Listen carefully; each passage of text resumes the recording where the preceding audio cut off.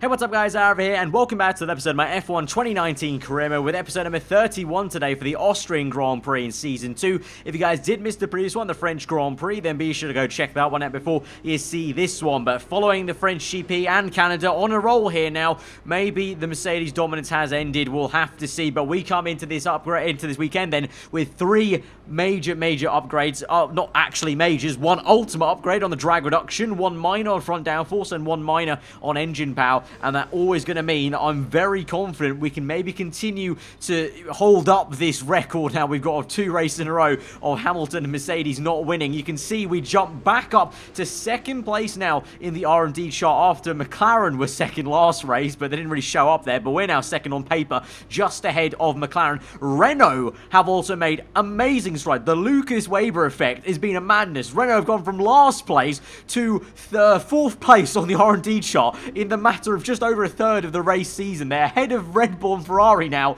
just about by pixel or so. That's a madness. So Renault and Weber might be right up there in the fight in the top 10 this race. Would be quite crazy to see, considering they were so slow at the Australian Grand Prix. But for us, very excited to come to Austria with these major upgrades, and I'm very excited to take the fight to Mercedes once again. Hopefully, you just never know though. They might just turn up and find an extra gear and just plow on. But here's hoping that's not the case. So let's go to Saturday. Let's find out, and it's time for qualifying. Thank you for joining us once again for today's qualifying session. Sit back, relax, and enjoy what we hope will be a fantastic contest for pole position. Many of the drivers have commented on the challenge posed by the high-speed direction changes around this circuit, but you still need to be quick in a straight line. Is that a fair layman's appraisal? It's easy to make your car quick in a straight line, you just take all the downforce off. But when it comes to a track like this, you really need a bit more of a compromise. The main focus here is carrying speed through the fast-flowing corners, but you still don't want to be a sitting duck on the straight. So into Q1 then, very overcast conditions, and there is some rain very much forecast for the race potentially, so that is going to be a factor in the Grand Prix weekend. But for now it's all dry, just gloomy looking, and a bit of a gloomy last 2 corners because Perez holds us up a little bit. I couldn't go flat, I commitment there because he pretty much parked on the apex as he came into the pit lane, so losing some time. Hopefully it's not enough to lose us enough time to not get into Q2 basically, and we move through and we're P12. So we do get through, but you can see how much time I did lose to Raikkonen. But Raikkonen right on it there, 3rd place behind the 2 Mercedes cars, showing that I think our car does have the pace to be around there, or maybe even hopefully take the challenge to Mercedes come Q3 as the track grips up and speeds up, maybe as the sun comes out. I'm not too sure if the sun is going to come out. Even if it just stays gloomy, the track will rubber up a little bit and the track evolution would come into play. But right now it's our flying lap in Q2 then. A few little lockups here and there, going a little bit wide, but still pretty decent lap I would say. P5 then in the end as we cross the line. But as we go to the end of the session, I actually get very lucky. I didn't go for another lap and I only just about make it through in P10. You can see how close it is though. Such a short lap around Austria, and it means it's such a close fight between everyone here really. Red Bull, Ferrari, McLaren, Renault now, Williams and myself there, but we just get through. Again, Raikkonen showing me up and doing a great job there. So expecting big things here in the top 10 shootout. Hopefully if I can finally pull up my socks in the session where it counts and matters the most, maybe myself and Raikkonen can lock out that second row or even vie to maybe challenge the first row. Let's see. We're on our first run now. It's been a pretty decent one, much better than our Q2 run. A little bit of understeer in that second last corner though, so I can't lie, I didn't go as fast as I wanted to down the hill as we go running to the line though, across it, and we're up into P2 there ahead of Verstappen and Charles Leclerc. So very good stuff. We go on to our second flying lap then. We're down to P3 though. Bottas on provisional pole. So Hamilton in second there, but we've already gained this amount of time through the first turn there. Great exit, took the curb a little bit better as we go past Vettel. I think that was nice and easy. Down to P4 now as Lucas Weber now has put his Renault up in P3. So a mega performance for Weber. So we have to really improve. We're purple first sector, second green sector. What will it be on the last one? Across the line, it's going to be P2 behind Hamilton. And it's not going to be quite the pole position we wanted. And it's not going to be the front row we wanted because it's a surprise. Down to P6 for us in the end. Raikkonen improves. We've got Verstappen and Vettel improving as well. So in the end, Raikkonen is the lead Alfa Romeo car. I mean, fair play. He outqualified me every single session there. Q1, Q2, Q3. So he deserves to be up there. But I'm a little bit shocked and I need to now reassess things and go into the race and try and go out full attack and try and catch up to Raikkonen in this race. We've also got Vettel and Verstappen to overtake before we do that, and then the two Mercs are there, but Raikkonen's not too far off the two Mercs, so I think we should have good race pace, but that was a little bit of a disappointing qualifying day for me, I can't lie. So going into Sunday with a bit of fire to try and make up for that, and let's just go to the grid then. What a beautiful backdrop to a motor race. We're here in the Styrian Mountains, of course, and they've watched over some cracking races throughout the history of this Grand Prix. Controversy, of course, think back to 2002, but also great joy. Do you remember Niki Lauda's historic home victory in 1984? The Spielberg circuit then is situated 700 metres above sea level, with just 10 corners making up one of the shortest laps of the season. One time around here is a distance of 2.6 miles, with the best overtaking chances into turn 1 or the tight uphill turn 3.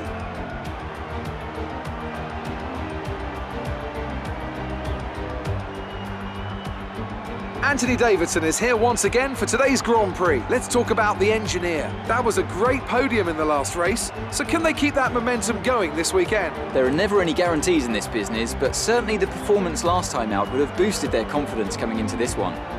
It's time to see how our drivers are stacking up after yesterday's exciting qualifying session. An immense lap from Lewis Hamilton yesterday puts him on pole position, and it's Valtteri Bottas that completes the front row. Moving on to the rest of the grid, we have Raikkonen, Verstappen, Sebastian Vettel, the engineer, Perez, Leclerc, Gasly and Daniel Ricciardo, Magnussen, Hülkenberg, Devon Butler and Albon, Giovinazzi, Kubica, Lucas Faber and Lance Stroll, Norris and Romain Grosjean sits at the back of the grid. And with lights out just moments away, it's time to go down to the track.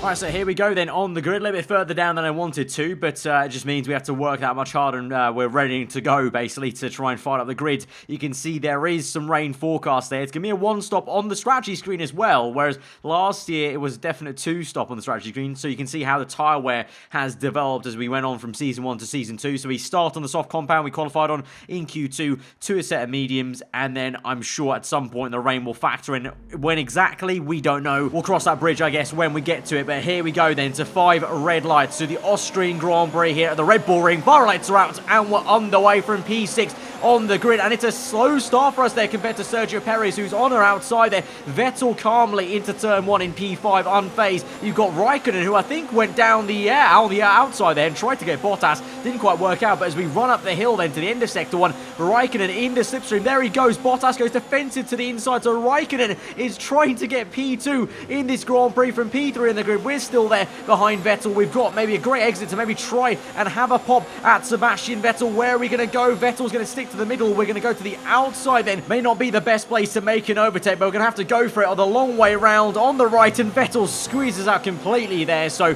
no Mr. Nice Guy Vettel. I'm pretty sure Vettel's pissed off with seeing Alfa Romeo's trying to overtake him all the time in Grand Prix as of late, so he's having none of it, and so he maintained the position in P6 instead, as he was very aggressive with his defensive moves. Meanwhile, Raikkonen has just lost P2. Bottas got it back into turn 1, but I suspect he could come back. Yes, he does. Look at the distance there. Raikkonen on the left overtaking Bottas. I'm going to try and take a leaf out of his book and go on the left of Vettel, but unlike with that move, Vettel again get the elbows out, and our car literally just starts to ride that yellow sausage curb, and so Vettel really just does not fancy letting us through or give us any bit of room here. So we're going to have to be very aggressive, I think, with our overtake if we are to make it, or just basically waltz past him in a straight line and completely do him maybe with DRS. But meanwhile, at least good news for us as a team is Raikkonen is back into second place, but the gap is growing to Lewis Hamilton. So I mentioned maybe that momentum's broken of Hamilton winning races. You know, I won Canada, Verstappen won France, but here at Austria right now, Hamilton is walking away with it at the moment. We need to something needs to change, and I'm hoping that can be me overtaking Vettel right now as Raikkonen's back down to third. So back and forth, Raikkonen and Bottas go. We get stuck behind Vettel there. Got such great traction that I actually hit his rear tyre there as we got such a smooth exit. But here we go now with DRS on the back straight. Vettel's got DRS as well, but our car a little bit more slippery in a straight line now due to that ultimate drag reduction update, and that helps us out, and we're going to pay the favour back to Vettel and squeeze him right out the way he did to us on the opening lap. And we're now up into P5 and can chase after this man in blue, the Red Bull Honda of Max Verstappen, the man who won last race. We couldn't quite get him into turn 1 though. Look at that, Raikkonen on the outside very aggressively cuts in towards Bottas and gets up to second place. Once again, those two go hammer and tong, and we get very close to the grass. but just about managed to squeeze through on Verstappen up into P4. Bottas again goes for the move on the outside. These two are side by side for pretty much the 5th time now. 5 out of 5 every single lap here, and Bottas is going to streak away into P2, and sorry to say, Raikkonen, I think we're going to be the ones to overtake you next and not the other way around. You're not going to be doing any overtaking on Bottas quite yet, because we go down the inside of Kimi, our teammate there. He's on the outside still. He's done well to keep it around on the left, but we're just going to get that, and now we'll have free air to go after Valtteri Bottas and maybe try and do the job.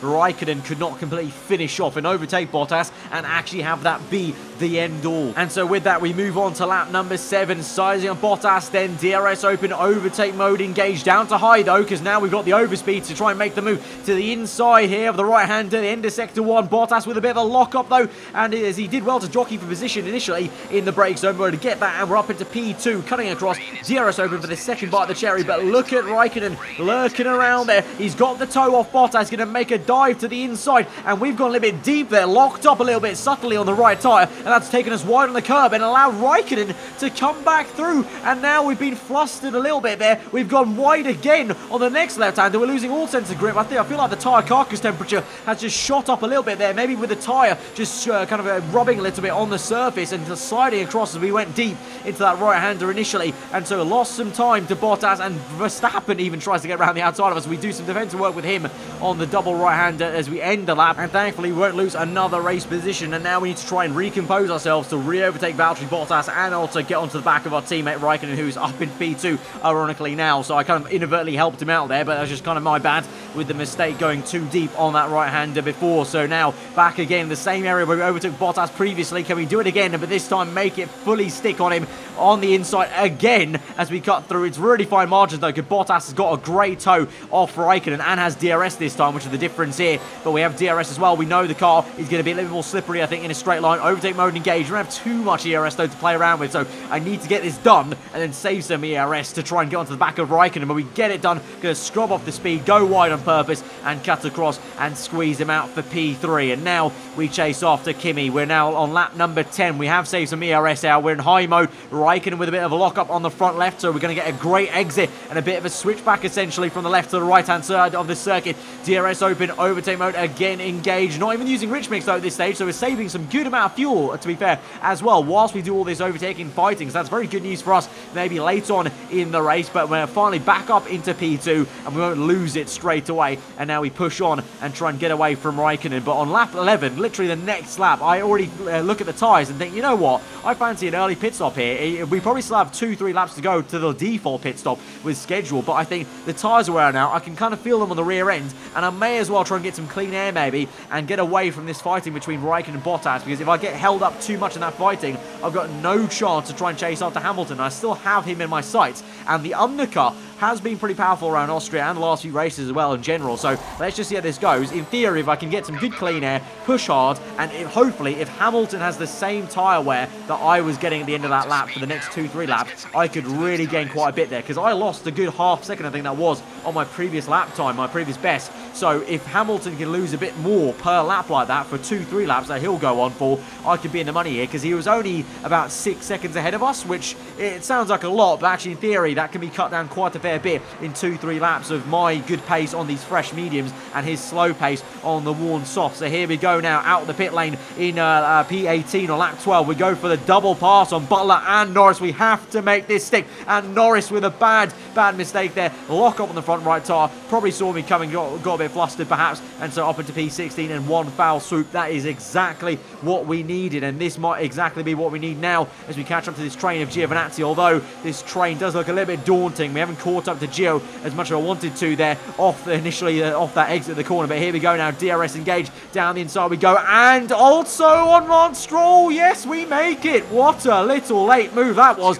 Very late lunge, and we've made it work. And you know what, it's moves like that that might make the difference here today. And now next up it's going to be Nico Hulkenberg, his teammate in the other Racing Point car. But now we're coming to his teammate Nico Hulkenberg, who might be a little bit harder to pass, so I'm not going to lie, compared to Lance Stroll. We get a great exit, but Hulkenberg parks his car so awkwardly there in the middle of the circuit. 2 bits of contact there as we try and now send one around the outside. Finally makes it work. Little bit of grazing, I think, on the front wing there, but we've got it done to P13. A little bit wide on the exit, though, due to the dirty air of Lucas Weber, who's going to go for a move, I suspect, on Albon. Which way he's going to go? Oh, he fakes to the right, goes to the left there. Had a little bit of a shimmy and shake there. Love that. Love to see that from the AI. But here we go to the inside then of Albon, who's been put off massively by Weber. But we're going to go ahead and overtake our former F2 teammate on the left-hand side with the power we've got of the Alfa Romeo Racing car underneath us. Real great engine and good drag reduction. Really coming in clutch. I've really felt it this episode. You know, I've really felt the ultimate upgrade, and it really showed in terms of getting past these guys as quickly as we can. And so here we go, making a double pass maybe on Ricciardo and Magnussen. Both Williams cars scrapping away for some late points here at the bottom of the top 10.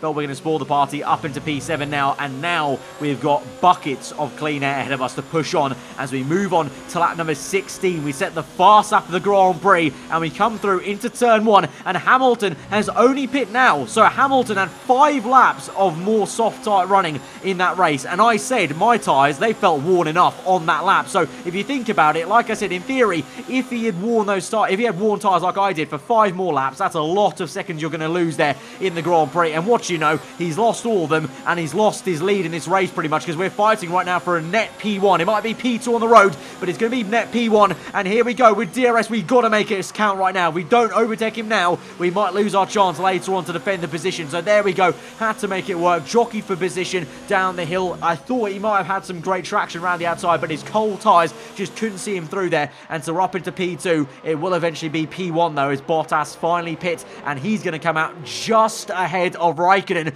and Raikkonen will swoop in there with the DRS, I think. No DRS actually, because he didn't get the activation, but still with the speed of the Alfa, round the outside he goes. Can he get Bottas for 3rd place here, get back into that podium position? To be absolutely a bonkers to get a double podium here today with Alfa, but I feel like we have the speed, you know, and Raikkonen has got that, and he's up into P3, showing the car has some genuine pace to go out and beat the Mercedes car here at the Red Bull Ring. But a lock up, ooh, he keeps it going though, and so we'll try and update you on that scenario. But meanwhile, for me, just doing the job in P1 now, trying to keep Hamilton at bay. And like I said, it was crucial to get that overtake done then, because I feel like now I can go ahead and try and defend more successfully than I would have been at trying to attack him once his tyres had heated up, basically. And essentially, much like in real life Formula 1, you want to be in the driving seat. You want to be in P1 to dictate the pace, and that's exactly what we're going to do. I mean, Max Verstappen talked about it at the German Grand Prix when he was able to dictate the pace after he got past the Mercedes cars, and that's exactly what we're going to try and do here against Hamilton. But no one said it was going to be easy. Lap 20 now, and Hamilton is going to come chasing with DRS. He sends it to the inside. He's got the nose in, so I have to leave him some space,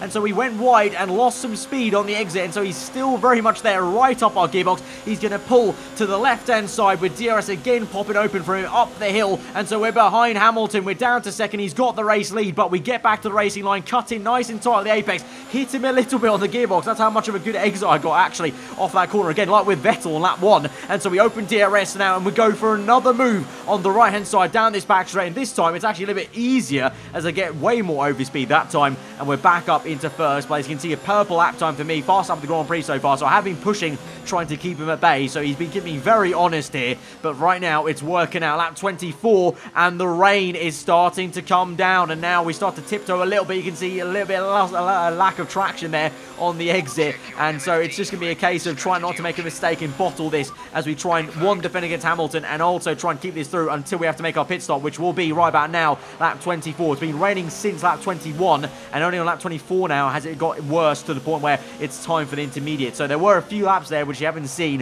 which were pretty much just tiptoeing around in the damp conditions, where the car still kind of felt okay-ish, but not amazing. But now got to the point where our car was so slow, you could see the crossover period was very much needed in terms of even the lap times were kind of, you know, pretty much getting towards intermediate kind of lap times. So we strap on the set of green wall tyres. Raikkonen's in for a double stack there. A little bit of a delay for him as well as Bottas there. So I'm not too sure what's gone on there. I might have just hindered him a little bit, but I think Bottas was already up into 3rd place. Unfortunately, I think Bottas eventually just had the pace to overwhelmed Raikkonen before the pit stops here. But we're out in P2 because Sebastian Vettel has yet to pit in this Grand Prix. For some reason, Ferrari feel like they want to go on for one more lap on hard tyres. Don't know why. So that's a bit of a baffling one. But myself P2, Hamilton's P3. He's lost time in the pit lane there. Hamilton lost 3.7 seconds there because I think of Raikkonen. I think Raikkonen and Bottas held him up basically in terms of coming to the not Bottas.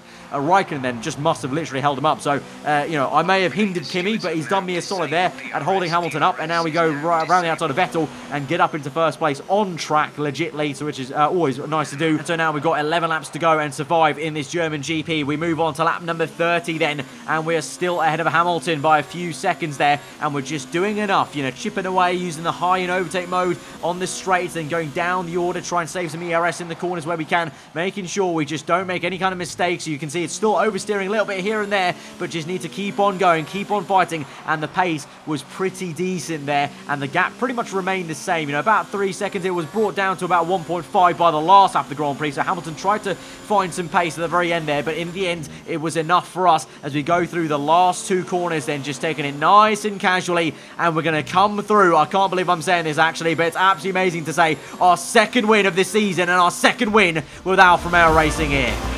Great job, you've done everything we wanted today.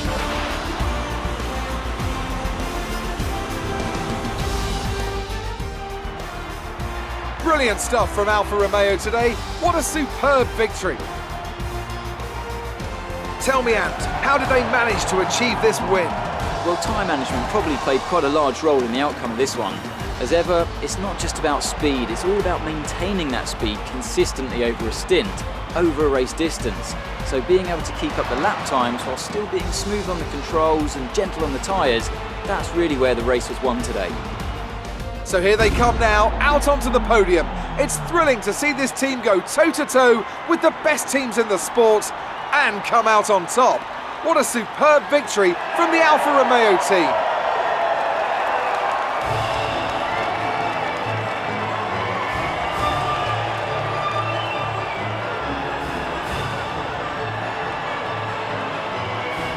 So there you have it, 2 wins in 3 races, and on the, at least the second step of the podium for 3 races in a row now. Absolutely awesome stuff there. It really has been a great period for me and the team right now. Second place, but you can see the gap is eroding a little bit to Hamilton.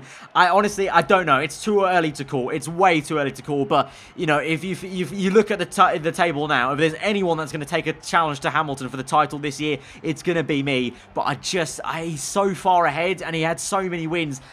I don't see me getting that many wins this season, but you never know. If we upgrade enough, the car will have the pace. It has the pace right now on its day to do it. Right track, right strategy, so never say never, but I don't know. Let me know what you guys think in the comments below. Do you think we could maybe try and build on this and actually create a title challenge for Hamilton? I hope so, for the sake of the season and for the entertainment value, but of course, obviously, it'll still be entertaining just to see me battling away for many, many podiums, hopefully, in this season, knock on wood, but it's been an absolutely fabulous episode, and again, the upgrades came in mega for this one. You could really tell the ultimate drag reduction upgrade helped so much in a straight line to overtake those midfield cars. But also, again, like France, I was a little bit surprised how much Hamilton lost in that undercut, overcut phase. But he went on 5 laps longer on those soft tyres than I did. And I felt like they were second hand on lap 11. So it just showed the good faith I put in myself in terms of, no, these tyres are gone. Like, the AI aren't going to be able to do this. Like, they're going to lose too much time. And I'm going to gain enough time on mediums. And it pulled through there, and then we just didn't mess around with it, got the overtakes done, did the defensive work, and we pulled it through for the second win of the season. Absolutely amazing stuff there. So in terms of R&D upgrades, we don't have too many points to play around with, 1,600, but now, because we're getting to the end of the R&D tree, or at least on the engine side of things, these upgrades, even the minors, cost quite a fair bit. So we go for the minor engine upgrade, because I think just a pure engine power upgrade, again, is going to be a really good plus. We're already top of the engine chart, actually, and in the end, for the second upgrade, I went for the chassis upgrade on the weight redistribution, which is a bit odd because I don't normally go for that kind of upgrade, because I don't really, it's very hard to see a tangible difference in weight redistribution. You just kind of have to have good faith. But the fact that our chassis is apparently the second worst on the grid, like, I know it's very close. It seems like every team is so close on chassis development, so it's going to be very easy to maybe get back up towards the top end. But I was actually shocked that our chassis was that bad, like second worst on the grid. Our aero is great, like think, third or second best. Power unit now first on the grids, but our chassis was second worst. I was so shocked. So out of embarrassment, if anything, I wanted to upgrade that and try and push on with the chassis development and make sure we don't kind of lose the ball on that. To be fair, it's a good start because I do want to try and break into that part of the tree to eventually do some upgrades on the brakes, because if we could get better brakes, then we could really be a very, very solid package and we could really take the fight to Hamilton every single race, I think, with some good brakes underneath us to match the straight line speed we've got every single time we get the DRS and get a slipstream here. But guys, that's been a really, really awesome Austrian Grand Prix. If you guys did enjoy it, be sure to smash that button. Let me know what you thought in the comments below. If you're new around here to subscribe for weekly full-on content, I've been Aarava. Have a good day. I'll see you guys next time. Goodbye.